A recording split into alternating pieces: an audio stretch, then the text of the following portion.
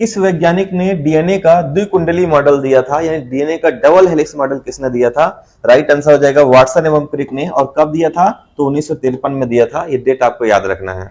Next question है, एक भारी नाभिक के दो हल्के नाभिकों में टूटने की प्रक्रिया को क्या कहते हैं? ये कहलाता है नाभिकीय विखंडन की प्रक्रिया। राइट आंसर आपका बी होगा। अगला प्रश्न है, निम्नलिखित में से कौन सा रोग वायु के द्वारा फैलता है? तो वायु के द्वारा जो फैलता है ये प्लेग फैलता है, क्योंकि हैजा और टाइफाइड तो जल के कारण फैलते हैं, और एड्स का एक संक्रमित बीमारी है। तो राइट आंसर क्या हो जाएगा? ए होगा। अगले प्रश्न में आ जाते हैं, निम्नलिखित में से किस विटामिन में कोबाल्ट पाया जाता है? बहुत इंपॉर्टेंट क्वेश्चन है। तो कोबाल्ट जो पाया जाता है विटामिन B12 में पाया जाता है। इसका वैज्ञानिक नाम साइनोकोबालामिन है, और इसकी कमी से एनीमिया रोग होता है और बालों संबंधित यहाँ पे असंतुलन होता है। राइट आंसर आपका डी हो जाएगा। अगले प्रश्न में आते हैं, कौन भूमिगत जल को प्रदूषित करता है? भूमिगत जल को सबसे अधिक जो प्रदूषित करता है ना, ये आर्सेनिक करता है। राइट आंसर आपका डी होगा। अगले प्रश्न में आ जाते हैं, निम्न में से किसकी उपस्थिति के कारण गिरगिट रंग बदलता है? तो गिरगिट जो रंग बदलता है ये वर्णकीय लवण के कारण बदलता है। राइट आंसर आपका बी हो जाएगा, उसकी त्वचा के ऊपरी परत में पाया जाता है। अगले प्रश्न में आ जाते हैं, इंसुलिन क्या है?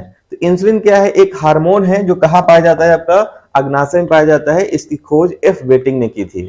अगले प्रश्न में आते हैं, बांस को किसमें वर्गीकृत किया गया है? तो बांस क्या है? बांस आपका घास के अंतर्गत आता है। राइट आंसर बी हो जाएगा।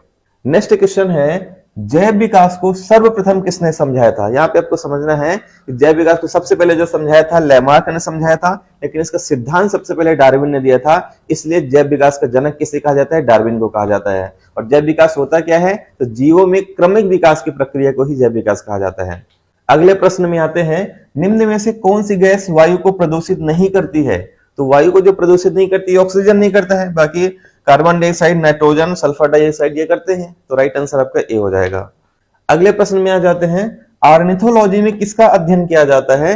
ऑर्निथोलॉजी में पक्षियों का अध्ययन किया जाता है। राइट आंसर क्या हो जाएगा? आपका ए होगा। नेक्स्ट क्वेश्चन है, राष्ट्रीय वानस्पतिक उद्यान कहाँ पे स्थित है? तो राष्ट्रीय वानस्पतिक उद्यान जो स्थित है लखनऊ में है। राइट आंसर आपका सी हो जाएगा इसमें। अगले प्रश्न में आ जाते हैं, कोशिका का रसोई घर किसे कहा जाता है?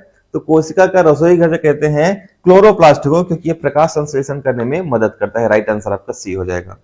अगले प्रश्न में आते हैं, माइटोकॉन्ड्रिया की खोज किसने किया था? तो माइटोकॉन्ड्रिया की जो खोज है ये किया था अल्बर्ट वान कोलिगर ने। कब किया था? 1857 में किया था। आपको ध्यान रखना है, किसी किसी किताब में अल्टमैन भी दिया है, वो गलत आंसर है। अगले प्रश्न में आते हैं, साबूदाना किससे बनाया जाता है? तो ध्यान रखना, साबूदाना जो बनाया जाता है साइकस नामक पेड़ से बनाया जाता है। राइट आंसर आपका ए हो जाएगा। एक क्वेश्चन आपको कमेंट करके बताना है, खसरा किस संक्रमण के कारण होता है? विषाणु, जीवाणु, कवक या फिर शैवाल? और अगर आप हमारे व्हाट्सएप ग्रुप को ज्वाइन करना चाहते हैं तो आपको स्क्रीन में एक नंबर दिख रहा होगा, वहां पे आप मैसेज कर सकते हैं। गर्ल्स और बॉयज दोनों ग्रुप अलग अलग बना हुआ है।